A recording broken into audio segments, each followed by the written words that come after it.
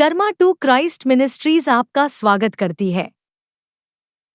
आइए हम परमेश्वर के वचन पर चर्चा करें।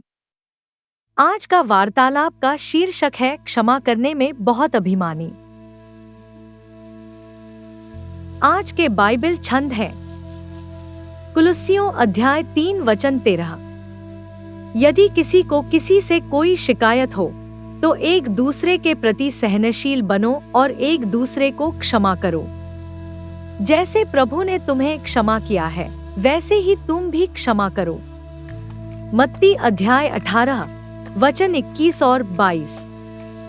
तब पतरस ने आकर उससे पूछा, हे प्रभु, मेरा भाई मेरे विरुद्ध कितनी बार पाप करे और मैं उसे कितनी बार क्षमा करूं? 7 बार। यीशु ने उससे कहा, मैं तुमसे कहता हूँ, केवल 7 बार नहीं बल्कि 70 बार 7 बार। यदि परमेश्वर के पास कोई सीमा नहीं है कि वह क्या क्षमा करेगा, तो हम कौन होते हैं जो सीमा तय कर सकते हैं?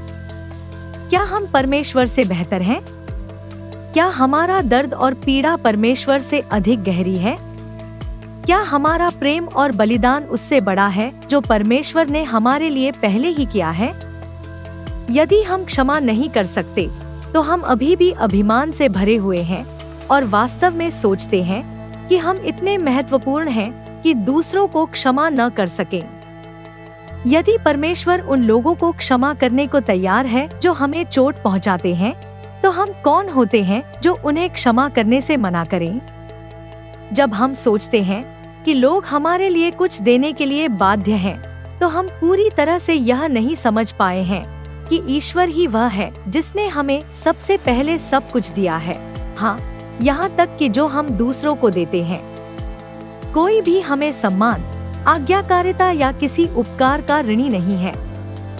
हर अच्छी चीज प्रभु से आती है और सभी चीजें उसकी महिमा के लिए की जाती हैं। यीशु हमें माफ करते हैं, बदले में कुछ भी उम्मीद नहीं करते। वह ऐसा इसलिए करते हैं क्योंकि वह हमसे प्यार करते हैं और चाहते हैं कि हम उनके साथ एक व्यक्तिगत संबंध बनाएं, लेकिन पाप उस संबंध को काट देता है। वह हमें बार बार माफ करते हैं। जब तक हम सच्चा पश्चाताप करते हैं, तब तक कोई सीमा नहीं होती।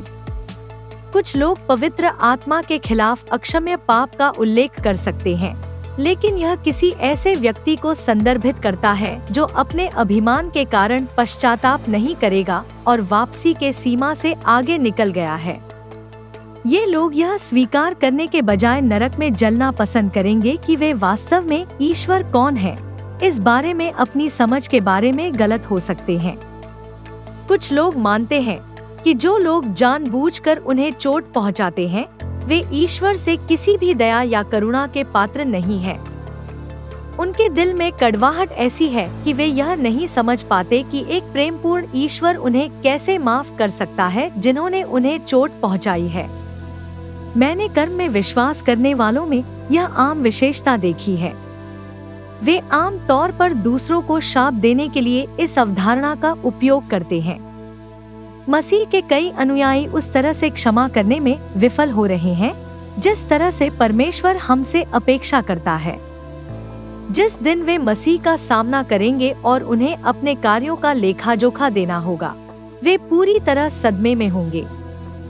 हमने जो भी पैसा दिया है, बलिदान दिया है, प्रार्थनाएं और उपवास, राज्य के लिए किया गया काम और यहाँ तक कि उपदेश भी हमारे लिए कोई मूल्य नहीं रखेंगे यदि हम एक क्षमा न करने वाले हृदय के कारण स्वर्ग में अपना स्थान खो देते हैं। इसके बारे में सोचो। कोई भी व्यक्ति आपके उद्धार को खोने के लायक नहीं है। क्षमा उनके लाभ के लिए नहीं है, यह आपके लिए है। आइए प्रार्थना करें। यीशु, आप मेरी शरण और मेरे निवास की चट्टान हैं, मेरे उद्धारक, मेरे सहायक। धन्यवाद कि यदि हम अपने पापों को स्वीकार करते हैं, तो आप बिना किसी सीमा के हमें क्षमा करने के लिए वफादार और न्यायी हैं। धन्यवाद कि आपका प्रेम हमें विश्वास दिलाता है कि हम बदल सकते हैं और पाप में जीना बंद कर सकते हैं। हमें अपने उस अभिमान के लिए क्षमा करें जो हमें दूसरों से प्रेम करने और उन्हें क्षमा करने से रोकता है। हमें दूसरों को क्षमा करने का तरीका बताकर हमारे पापों की क्षमा के लिए आभारी बनाएं। हम दूसरों के झूठ, अपमान, विश्वासघात और हमारे प्रति प्रेम की कमी के कारण दूसरों द्वारा सहे गए दर्द को एक बार फिर आपके सामने समर्पित करते हैं। हम आपसे प्रार्थना करते हैं कि आप हमें प्रतिदिन ठीक होने में मदद करें, क्योंकि हम उन्हें क्षमा करना जारी रखते हैं। हम घोषणा करते हैं कि आज के दिन से हम उनके बारे में अपने दिल में दर्द के साथ नहीं सोचेंगे, बल्कि आभारी होंगे कि हम खुद को किसी भी निंदा से मुक्त कर रहे हैं। हम यीशु के शक्तिशाली नाम में प्रार्थना करते हैं। आमीन।